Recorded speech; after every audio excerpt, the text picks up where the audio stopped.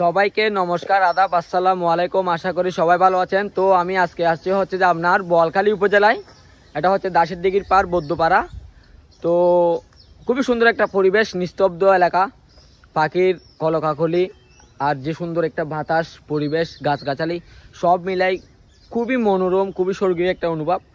তো আপনারা চলেন, রাইডটা দেখেন। আমি যে আসছি বেশ কিছু ক্লিপ নিয়েছি, রাস্তাটা অনেকই সুন্দর, চারপাশের পরিবেশ মিলে সব কিছু একদম মনোমুগ্ধকর। রাইডটা এনজয় করেন, আমিও অনেক এনজয় করছি। চলেন তাইলে গাইস শুরু করা যাক।